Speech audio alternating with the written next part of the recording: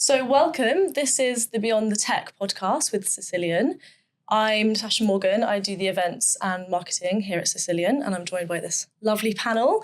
I'll get everyone to introduce themselves, but this is a podcast focused on women in tech, specifically aimed towards girls in tech who are looking to kind of navigate into the industry. And we've got the Girls in Tech initiative set up by Kerry, which she'll explain in a minute. But I thought we could go around and kind of give some introductions on names, where you come from, titles, yeah? So I'm Annette Brown. I'm recently retired head of IT from Milbank, which is an international law firm. I also am the CTO of the Social Mobility Business Partnership. I've been in legal tech for probably nearly 30 years. I'm Kerry Angel. I'm the IT director at Harbottle & Lewis, which is a London-based UK law firm. Been in the firm for about 3 or 4 months now, and I've been in IT tech for about 25 years. Nina Gratrick. I'm the IT director of Herbert Freehills, the West region. I've been in my role for about 6 months, so I'm all brand new and shiny. Been in legal tech for probably 22, 23 years, but a whole career, 30 years spanning in the tech industry as a whole across lots of different sectors. Amazing. And then, Kerry, did you want to kind of give an introduction into Girls in Tech? Yeah, initiative? absolutely. So it come to my notice that I hadn't had a female CV on my desk for about 5 years, and that still hasn't changed. I was really interested to try and encourage girls of kind of 15 or 16-year-olds to think about a career in legal tech particularly. So there just aren't the women coming into the industry. There's certainly when we're ready to retire, well, then after Annette has finished, there's no one behind us taking up the lead to get these kind of high tech roles. So I put it in kind of a mission to try and show young girls what kind of careers they can have, particularly in the legal industry, because I think it's assumed that for the legal industry, you're going to go in as a lawyer, but there's lots of other roles around it, and particularly in the IT industry. So for the last few years, I've been running these events where girls come along and they listen to the three of us waffle for an hour or so, talking about our careers and the pitfalls that we've perhaps had to navigate. And then with some lovely vendors, be able to kind of, they can talk to them as well. Yeah, and I have to say, I went to the last one and it was great. And it was quite inspiring how many people were so interested in like work experience, like how you guys got there, just everything. So it was great. Just on that then, can we kind of start with how you guys all got into your current roles now? Maybe any setbacks you kind of face, successes, just kind of the general story of how you are where you are. Yeah, so mine started back in the mid-70s.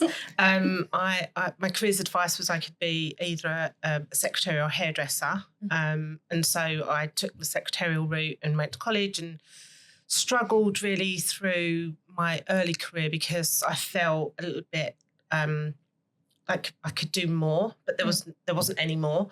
And certainly the tech wasn't around then. So once the tech started to become, on everyone's desks, it was something I was passionate about. I then went on to do an open university degree in IT because I still was craving that need. Worked in a few law firms and eventually was offered the position of IT manager and then eventually head of IT. So it was a push. It wasn't an easy journey, certainly studying on your own. And later in life, but it was definitely something I was passionate about and a lot easier than people probably think, and certainly to get into legal tech. And that's part of the reason I'd like to do stuff with Kerry, because I think these young girls need to understand they have more options than they think they have. Yeah. Certainly from my experience anyway. Yeah. So I was one of the only girls that stayed on, did sixth form at school. So I was, during that time of being kind of 17, 18, I was brought up with a load of boys. So we were the first to kind of drive together and go out clubbing and stuff together. So I was not necessarily pushed, but I was encouraged to do something girls don't usually do. So I went to be a trainee manager for Sainsbury's, then worked my way into their head office, and then left to be an IT trainer, where I started my career in a law firm. And it's kind of, that's where it took off. So I've moved around quite a bit, but every time I've moved, I've gone up the rung a little bit more. So from an IT trainer to running, being a sole IT trainer in a medium to small law firm, and then making my way up through the larger law firms and so on. So my last role was as a global head of IT services, which gave me that global aspect and running different teams. And now I'm at Harbottle and Lewis as their IT director. So as Annette said, really, it's about showing girls that what is possible and what's around, and that you don't need to be stuck in the same place for years and years. And it's about getting different experiences as you go along and go up the chain. So mine probably is slightly different. Coming from an ethnic background, there was probably only 2 careers that were acceptable. One was a lawyer, one was a doctor, and I wasn't going to do either of those. So engineering, as a girl, was probably the next best. And the thing for me is I feel like I've always been a bit of a problem solver. And my medium of choice to solve those problems has ended up being tech. But the bridge has always been the people problem solving for me. So I did an engineering degree and I loved it. I did a bit of a placement and I hated it because I was the only girl. And although people were lovely, they didn't really have anything to talk to me about. And I remember thinking at the time, I don't think I can do this job for the rest of my life, regardless of how exciting it might have been. And when I came out, a bit like Kerry, I started my first job as an IT trainer, and I loved those light bulb moments. And let's just be really clear, when I started training, I was teaching people Windows 3.1. Okay? I was drawing it up on the board. I was teaching people how to minimize and maximize, because that's how long we've all been doing this job. But those moments when you see the ability of technology to transform the way a person works, teaching them things like Word and styles, Excel, and how they can do their own, their calculations. Those were things that people just didn't have access to. So you become really engaged in helping people develop their own tech skills. So not just your own, but helping people develop their own tech skills. And so each of my roles, so from there I moved into being an application support team leader, and then I did service desk, and then I did customer service. And then I moved into legal, where pretty much I've been that person, that service delivery bridge between the business and IT for a very long time. Managed international teams, regional teams, lots of different people in lots of different places. Recently went from a head of into a global director, into an IT director. And each of those roles has been a little bit bigger than the one previously, all in international firms. So the challenge most definitely, again, is around, it's less tech focused. The way in which an application works in all countries is the same. The way in which it's used by each individual office can be very different, and what it gives those offices can be very different. So although I absolutely love the space that I'm in, I still feel like I'm a problem solver, and the person that allows those light bulb moments. That's the best feeling, when you walk away and you know that you found that. So that's me. Yeah, it's nice you guys have all had kind of like different stories to get to where you are now. And just kind of on what you said, Nina, the perceptions of the jobs that you can kind of get in the legal tech world, do you think they've changed in your mind? Do you think they're changing? Like, do you think students really know what they can do in the legal tech world? Because I don't think students know what they can do in the tech world at all. My 15-year-old daughter's doing GCSE computer science, and I don't think they are exploring enough of ways in which technology is currently helping all of us do our job, to prepare them to come in and do that job for us and with us. And so I don't think they really explore it. And so what happens to a lot of young girls is I do think they get put off. No, I think that they really, to Annette's point, you go to a careers advisor and they give you a very limited amount of things that you can do, potentially because they're not necessarily au fait with all of the other stuff that we do. And you look at those and you go, I don't want to do that. Maybe tech's not creative, or maybe it can't, and maybe I won't get to travel, or maybe I won't get to do continuous learning. And all of those things count for us. We do all of those constantly. Yeah. I mean, I helped set up a apprenticeship standard, application support lead standard, because I had an apprentice, and we kind of shoehorned what we did into the apprenticeship standard, and it didn't really work. But chairing that standard, it was evident that a lot of people don't actually understand what we do. Not just the young girls coming in, but other people from other sectors had no idea of the way we work, because the technology's moved on so quickly. Most of it is supporting the application and not hosting the application, which is what we used to do back in the day. So I used to go down, take backup tapes, go back up in the lift and put them in a safe and do all that kind of stuff, and, using Ethernet cables and plugging them in and taking them out and, keeping charts of everything. That's all gone. Now we've gone to the cloud. Really, it's just navigating the supplier, the source of the tech, can it do what we need it to do? And so that it's really changed significantly. And so the roles have changed significantly as well, because we don't need people that are so technical. We need their soft skills as well. And that's where I think that disconnect is. They think, I don't know much about technology, so I couldn't go into tech. But it's not about, it's just understanding the tech and not actually physically doing it. That's exactly what I was just going to say, is that going back to Nina's point about her 15-year-old daughter, there's certain skills that you need to do our jobs. And it's not the tech part. It's the managing vendors. It's the understanding how a law firm actually works from a financial point of view, or from a behind the scenes point of view, not necessarily tech bit. How to manage people, how to get the best out of people, how to calm people down when they're angry because their mouse doesn't work, or, all those kind of things, that the skills that you need to do our job successfully. It's not just about the tech bit. Yeah. And I think certainly the girls coming through don't necessarily appreciate that. And they're not skills you learn at school. And perhaps it should be. Yeah. How to have that empathy, how to, because obviously being a female, it's more natural for us to have empathy. I'm not saying gentlemen don't, but it's more natural for us. Yeah. But it's just not. And also understanding the billable hour. When they come in, they don't really understand what the billable hour is, because it's new to them. So if your mouse doesn't work and they lose 10, 15 minutes while you're fixing it, they get aggravated because they're billing by 6 minutes. So they know that they're losing, the clock's ticking and they're losing time, and every minute is precious. And so it's understanding that relationship with the lawyers as well as the tech that make a good service delivery, or somebody that's sitting in that gap. Yeah.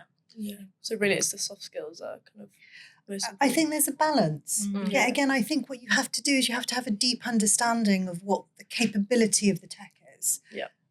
Because if you don't, then a lot of the time you either end up building something bespoke when you don't need to, or you perhaps end up trying to fit the problem to your solution, which is never the right way round. And I think over the last 10 years, all of us have probably had situations where we're going, I'm sure there's a product out there that can do that. And there will always be a product out there. Now, can you bring it into your environment? Maybe not. Maybe there's security restrictions. Maybe there's a whole host of reasons it doesn't quite fit. But most of the time there'll be something that does. So what we've really got to be aware of is, how all the pieces of the puzzle might fit together, who we might have to ask, what kind of really difficult questions, but also getting to the heart of the problem. I am sure most of us will tell our teams on a regular basis that our job is to work out what our business need, not necessarily what they want. Yeah. And that comes from a deep understanding of the tech, but also a real ability to sit and listen. We have to be able to sit and listen. Yeah. So obviously you guys are all managing teams and everything. Kind of wanted to know your experience from the start of your career, if you've had noticed the difference between how women manage, men manage, and how you've kind of taken that into your own management style. I think you certainly learn along the way what makes a good manager and what doesn't. And certainly from my experience of moving around from one law firm to another, you kind of take the bits that you need along with you. So if you've come across a really good manager, you're like, I'm going to take that part because I really like the way that it worked for me, it worked for the team around me. And likewise, if there's a manager that you feel hasn't been quite as effective, then you know in your mind, I won't do it that way. Or I know that doesn't work through experience with other people. And I think you certainly know, you can see some of the differences between being managed by somebody who's got that empathy, whether it be a female or a man, yeah, of course.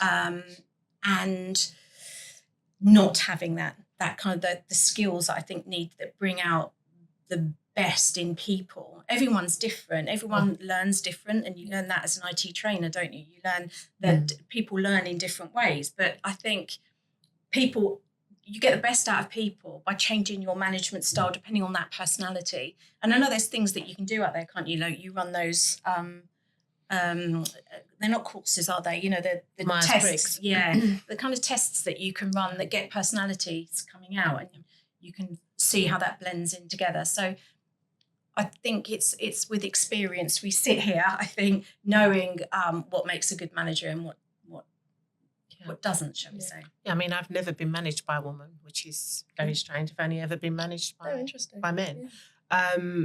I didn't realise how much you became a counsellor as well as a manager when I started managing people. It's very difficult when you have difficult conversations because, you know, like Kerry was saying, you know, when you've got that empathy, you've got children yourself, and you kind of that nurturing side of you want to kind of make people have a good experience even when it's a bad experience.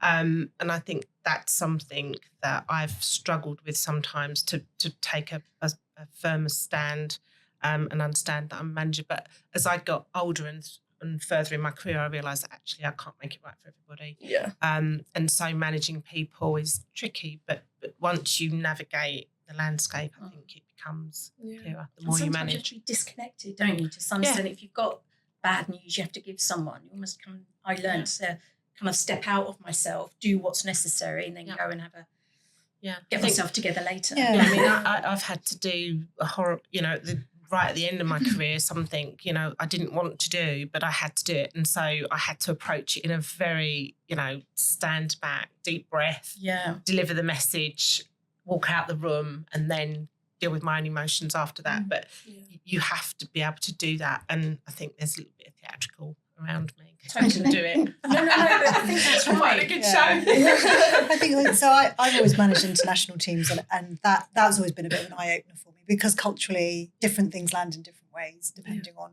the people that you're talking to.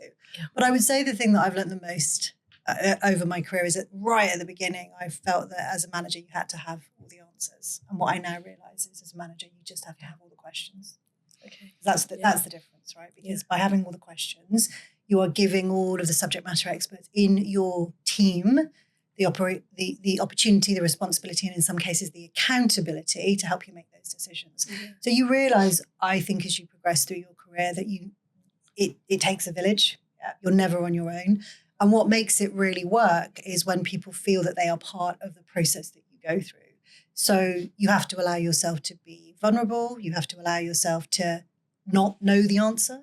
To listen, as I sort of said before, and that helps, I think, to the point around how you shift in terms of your own capability to really looking further out than everybody else is, you know, really looking much more strategically at the long-term solutions that you should be thinking about rather than what am I doing tomorrow or what am I doing in the next half an hour. Yeah, definitely.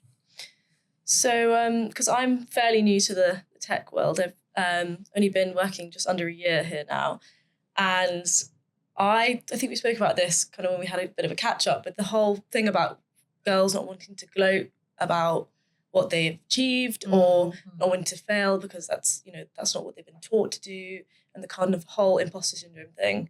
Just kind of wanted to know your thoughts on that and everything, and how you guys have maybe overcome any imposter syndrome or just the whole fake it till you make it. Even you just said, Annette, how you gathered yourself. Yeah. So I think of all of the three people that potentially don't have a huge imposter syndrome, you're probably looking at three of them. But I think it diminishes with time when you ask yourself the question very much of who has the checklist, who's checking that you do or don't do, know or don't know, and you realise that nobody has the checklist. So you sort of have to forgive yourself a bit. Yeah. The thing about not failing is we lack, I think, collectively a real focus on resilience. And so particularly at schools, no one fails. Everybody's taught that they are winning and all of those sorts of other various bits and pieces. And sometimes you do just fail and you just dust off whatever it is and then get up and do the next thing. Yeah. Yeah. And I think, we've talked about this before. People are, particularly women, are almost judged by their niceness. She was really nice. Mm. Yeah. And that's like the worst thing for the three of us. So they were really nice. That's the worst thing.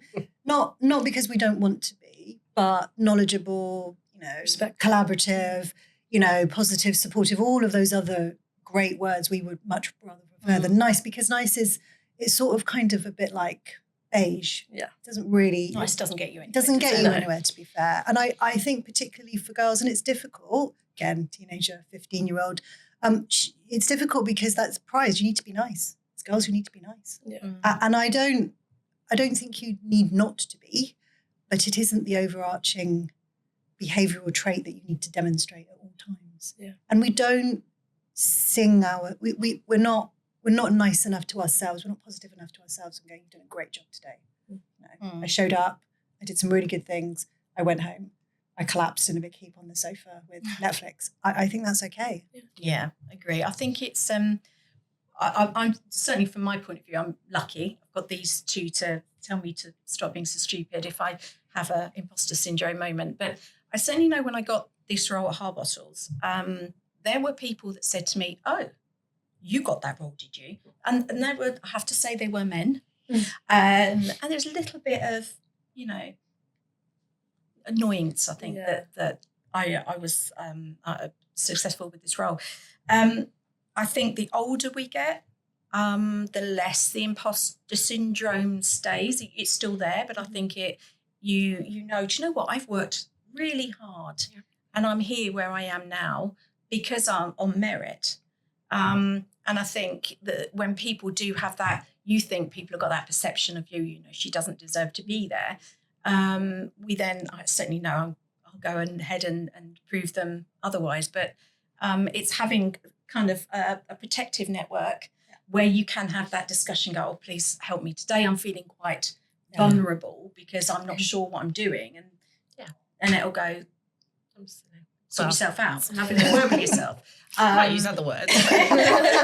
Exactly, but it's about having a network, kind of like I think we've mentioned it before. It's about having a tribe, isn't it? Of a protective network where you feel comfortable having those kind of conversations. That I certainly know I'm not going to be judged by having days like that, and it's okay to have days like that. We're all learning in some extent. And everyone gets those fight or flight moments. Right? I've had moments where things have gone horribly wrong for all sorts of reasons, and you're sitting in your office thinking, "I've got to sort this out." and you think there's two ways this is going to end. I'm either going to just walk out the door and get my coat and go, "Okay, I can't do it," or I'm going to just tackle it and get it dealt with as quickly as I can. And normally you do. And the reason it's important to have a strong network is because if you do and you're really unsure about something, to know you can pick up the phone to somebody and say, "I've got this going on. Is it happening to you? Do you know how you can help me? Do you know anyone that can help me?" And that really is powerful. I mean, I had a power down and the guy who was supposed to turn up in my team didn't. And so I was at home an hour away and they were bringing all the power down and I couldn't do anything about it. So I rang somebody in my network and said, "Do you know anybody?" "Yep, 10 minutes away," dealt with it. And it was like a amen moment for me. But that network and that fear of failing overcome my fight or flight. Yeah. I think that's important what you guys have all said about the network, because I think often girls are kind of maybe seen to or think they're being put against each other, but actually having a network to kind of grow together is more important than that. Do you know what? That is a really good point, because I think I certainly know from my school, so before I got into sixth form, it was a very normal mixture of boys and girls, but I think we were pitted against from a girl point of view very, very early on in life. It's like there's only a limited amount of space for a certain number of women. You need to be better than the other women in order to get in front.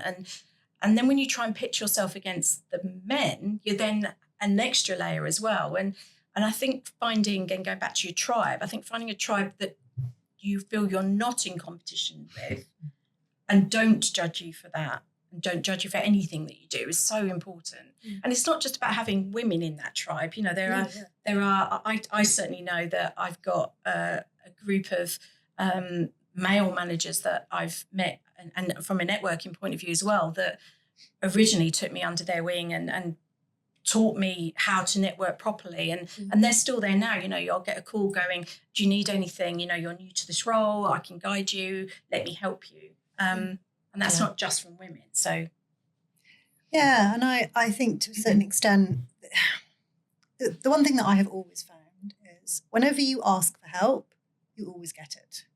So last year, via somebody on LinkedIn who I knew, they had also connected with another person, and she's like the person I want to be when I grow up, Julie Bishop, CEO of IT Naturally.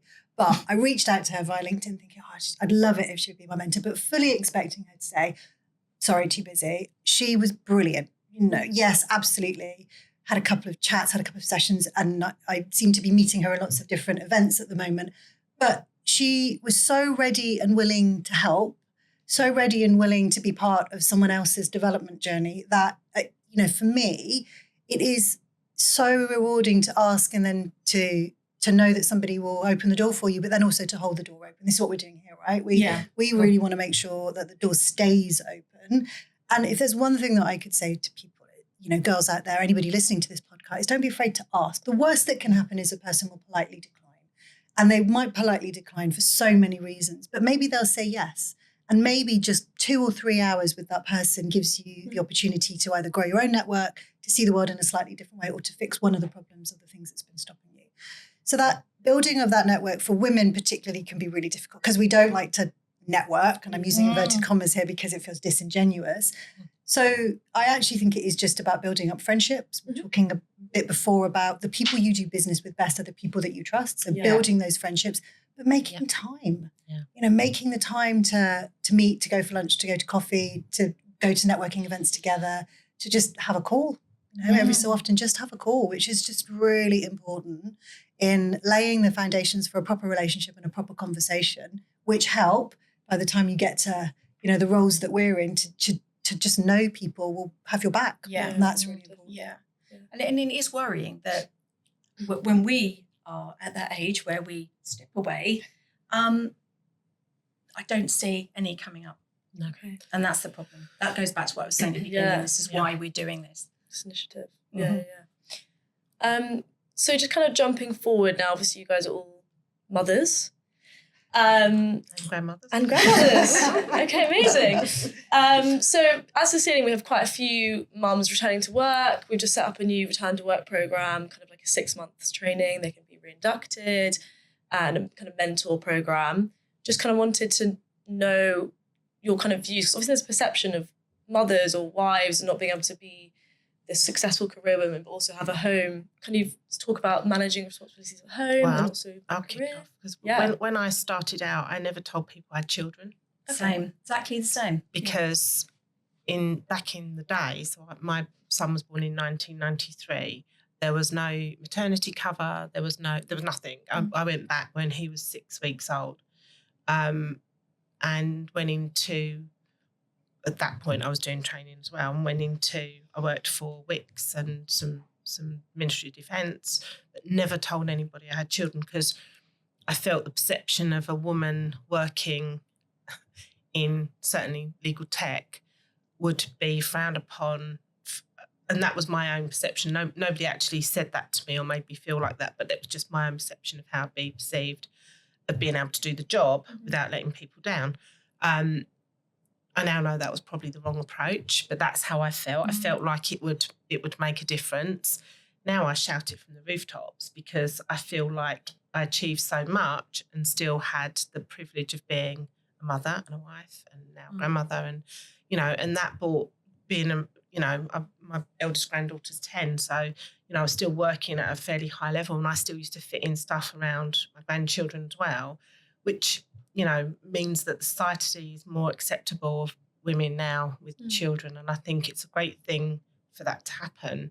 But I don't think that journey's been that smooth, if I'm honest. No. Yeah. I think exactly the same is that I felt that we had, certainly when my son was born, and he's 16 now, I think that it was, I tried to keep it, not secret, because obviously I was very fact for 9 months. But I felt that certainly moving from a different law firm, that I didn't want to put pictures on my desk of him. I didn't want anyone to think that it was a distraction at the time. And now it's different. I think firms are a lot more understanding. And one thing I will say is not just having a tribe at work, but you need a tribe at home. It doesn't matter whether it's a husband or a partner or a parent. It doesn't matter. It's having a network at home that can help you. Yeah. You know, I'll do the school run.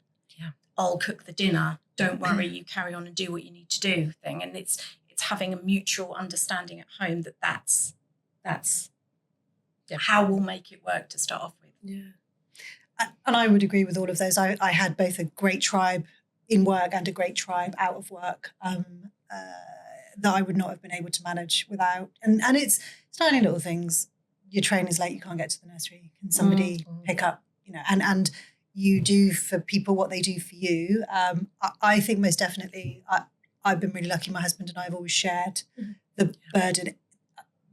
I wouldn't say 50-50, let's say 35, 65. But, you know, there are definitely moments when I've not been able to take the time. Yeah. And he has, recognizing that he has demanded as much flexibility from his employers than I've had to demand of mine, particularly pre-COVID, when if your children were sick, you weren't working from home and all of those sorts of other things. One of the things that I'm quite interested in for all of the returning mat leave women is how technology is using, how technology can be used to help them bridge the gap.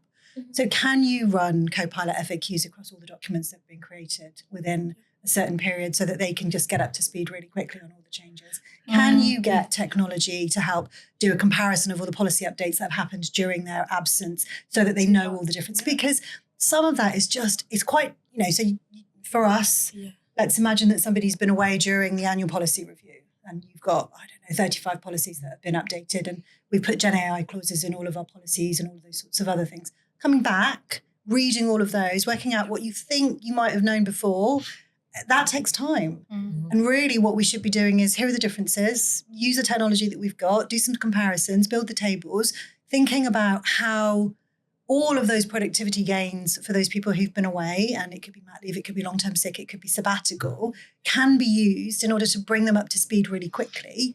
And then to go, oh, by the way, what are all the new documents that you might need to be reviewing and getting all of those sorts of things. We're still buddying, we're still giving people the manual version of what it was previously. And I wonder whether or not we really want to be thinking about something completely different in terms of how we can use the tech to really accelerate that drive back to work. Yes, but then also to teach the people who are returning, who potentially have not been using ChatGPT during the middle of the night when their child is screaming and nobody's sleeping, how is it that we can teach them to accelerate their own journey?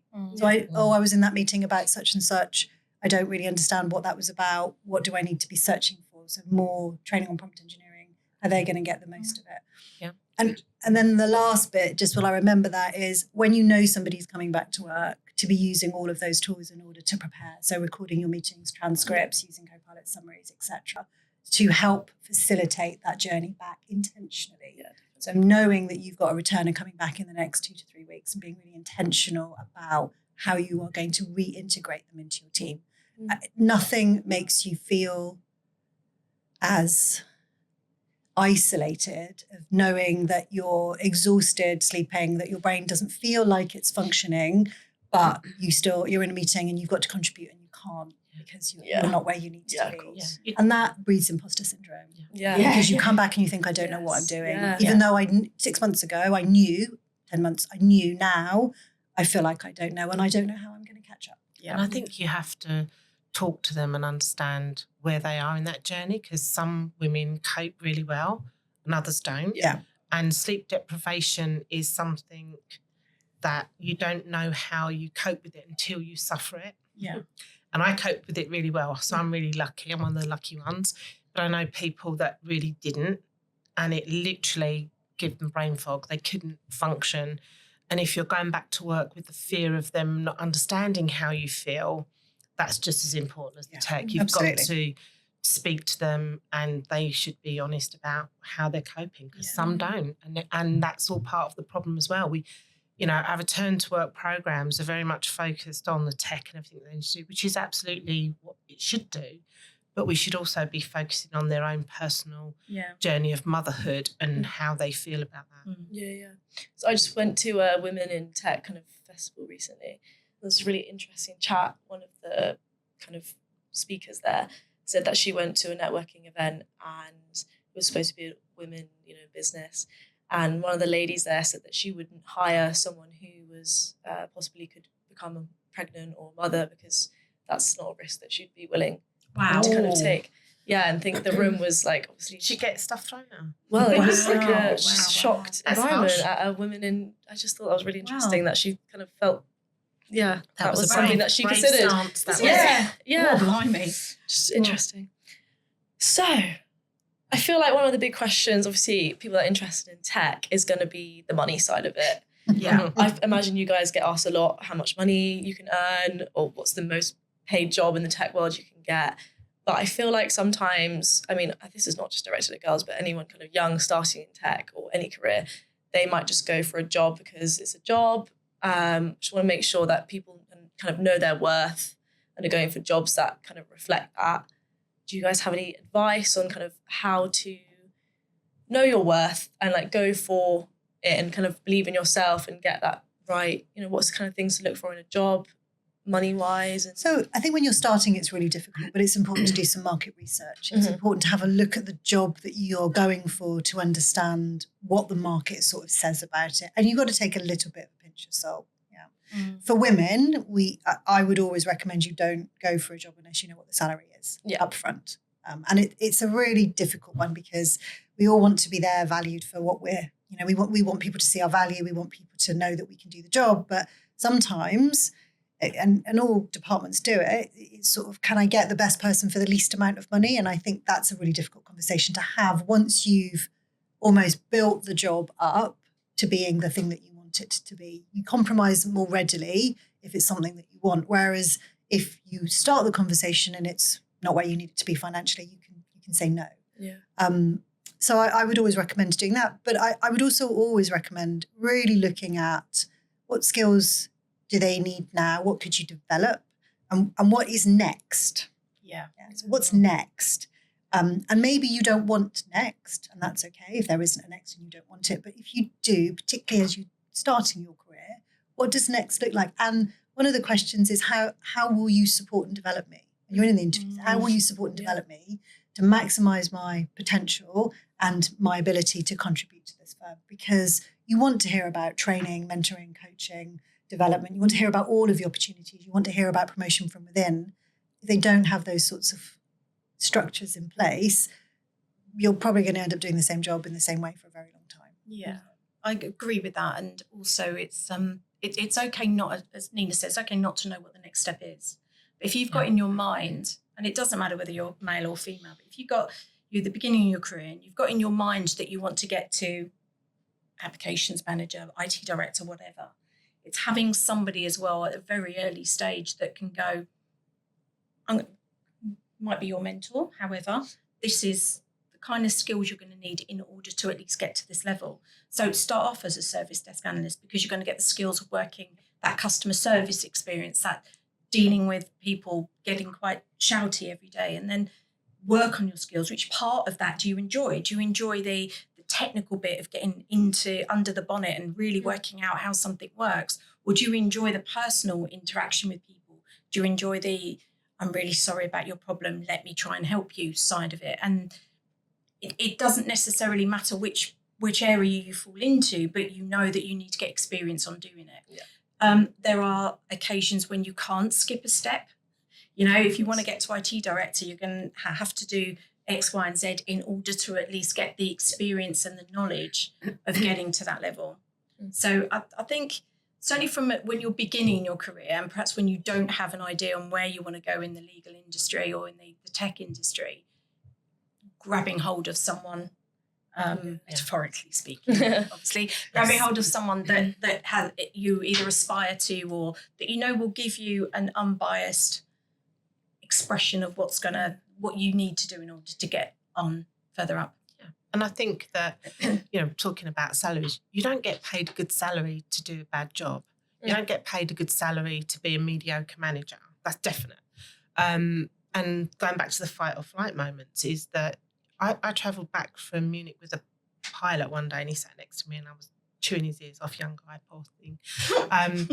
And I was like, it must be really exciting to be a pilot, to get paid well. And he said, same thing, right? Curiosity. And he said, we do get paid well. He said, but we get paid well for when things go wrong, not for the day-to-day stuff we do, because we have autopilot. So the planes fly themselves. We get paid a premium for when things go wrong that we can fix it so we don't kill the people on the plane, basically. I mean, we're never going to kill anybody by what we do unless we electrocute them, which is unlikely. But, we get paid a premium because when things go wrong, we can fix it. So it goes back to Nina's point about problem solving. That's where our sweet spot is. And so somebody coming in may be good at a lot of things and may get to that level, but if they run away when things go wrong, then they're not the right person for the job. And they've got to understand that you don't have an easy ride at that level. It's not always plain sailing. And like Kerry said, you get people shouting at you. Nobody ever came into my office, a bit like being a doctor. No one ever came in my office and said, you've done a great job, everything's worked today. A bit like being a doctor, right? You never go to the doctor and go, I feel brilliant. I know I'm not here for any reason other than say I'm great. And that's the same at this level. If a partner walks into your office, something's wrong. He's not coming with chocolates and flowers. He's coming to tell you something's wrong. Yeah. And you have to be prepared for that. And I think going through the ranks, it's a gradual process. You gradually get accustomed to dealing with that level of... Thick-skinned. Yes, thick-skinned, broad shoulders, yes. Yes, but we do within the sessions or the Girls in Tech sessions that we've done previously, they always ask, which sector? And I think definitely cybersecurity is one that's not going to get any smaller. Yeah, no, it's not. To be honest. And the proliferation of tools and the use of predictive technologies and Gen AI and all of those things in that sector is going to explode, because actually that's the forefront of the defence. So that's never going to go away. Mm-hmm. So if you want to do some really smart, cool and funky things within the tech world, cybersecurity is probably your best base. And we saw the guy at Ilticon, didn't we, talking about his experience with people having interviews remotely, who were fabricating who they were. It's a massive, it literally is a massive subject. And quite interesting. And the money is definitely there. Enticing. You guys have all spoken about mentorship quite a lot, and I just thought, could you kind of give some recommendations on how maybe people can find a mentor? Because sometimes they might not be an obvious person for them to go to. And kind of what age, like, is it before they kind of start in their career journey, or kind of when they, what's kind of the best way to go around mentorship and finding someone to kind of help them? I think for me, I didn't know what a mentor was when I started work, but I had a mentor somebody I looked up to. And then as the years have gone by, I've realised that that's what they were. And it was important. So I've always encouraged anyone that's worked for me to find a mentor, or I've tried to mentor them myself. But I've been very keen on putting them through programs to get them that help. If they haven't, then I'm not sure how they would go about that. I mean, there's lots of mentoring programs around, joining like ILTA and things like that. There's lots of ways to find a mentor. If you're in employment, normally go to your employer and ask them if they've got any programs. Yes, I think LinkedIn is probably a good place to have a look. And I certainly know I didn't have a mentor for a really long time until I started working at a particular law firm and was taken under the wing of the IT director at the time who mentored me, but would never admit he mentored me. So, which is really good. And then introduced me to people like you two. So I think it's good to have this network, and using LinkedIn and your other contacts is probably a really good place to start. Yeah. So there's Read Women in Technology. There's a mentoring scheme. So for women who are currently working, if they just want to search for that, they're on LinkedIn as well. If you are in tech, there's the British Computer Society, there's a mentoring scheme for those as well. We've already said to reach out to people that you know. And often if they don't want to mentor you, they might know somebody that will. Yeah. So again, it helps build that network.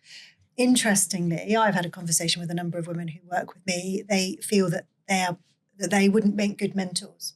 It's an imposter syndrome thing. Yeah. Oh, that's a good point, actually. You know?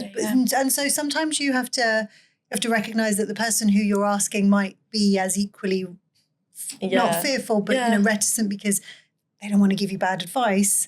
But as I always say, a mentor's not necessarily for life. They can just be for Christmas because it doesn't have to be forever. No, that's right. And really what you're wanting them to share is their experience and their knowledge and their thought processes. And those are very, they can be very personal. At the Girls in Tech Festival I went to recently, they were asking for a lot of people to sign up as mentors. And I was kind of like, oh, I'm too early. Like, I can't do that.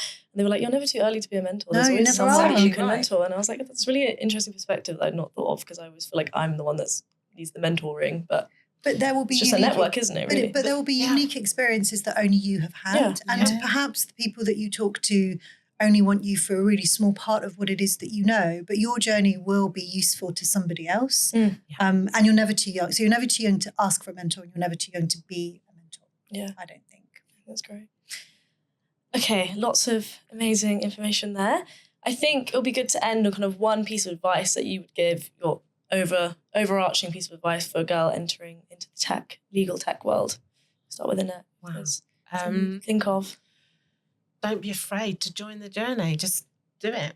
Yeah. You know, if you think you're capable and you think you can do it with a little bit of help, then just do it. Go for it. Yeah. I always said yes, and then thought about how I was going to do it after. Yeah. I think for me, it goes back to having the support network. I think it's really important for mentally to know that physically you've got support should you need it. And it doesn't matter how old you are, whether you've just left school or whether you're in your 30s, 40s, 50s. It doesn't matter. You still, everyone needs that support at work and at home. So I think it's get your tribe in order. Yeah.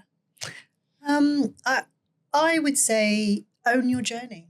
Be intentional about the things that you want and recognise that you can learn to do anything or be anything with the resources that we currently have available. And so don't let anybody tell you that you cannot achieve the things that you want to achieve. Your journey may not be straight and your path may not be smooth, but you absolutely can get there. You absolutely can. Yeah. I was given some early advice by an IT director who'd been in the game a long time. And he said, don't ask for permission, ask for forgiveness. Yes, exactly. That's good. That's a good one. It's like unapologetically, just go for it, what you said. That's amazing. Well, thank you guys for joining us. It's been amazing. Lovely chatting with you all. And that's just obviously an example of how I've met you guys through kind of this networking situation, this Women in Cisilion advocacy that we have to build this community. So it's been great to chat with you guys. Thank you so much. Thank you very much.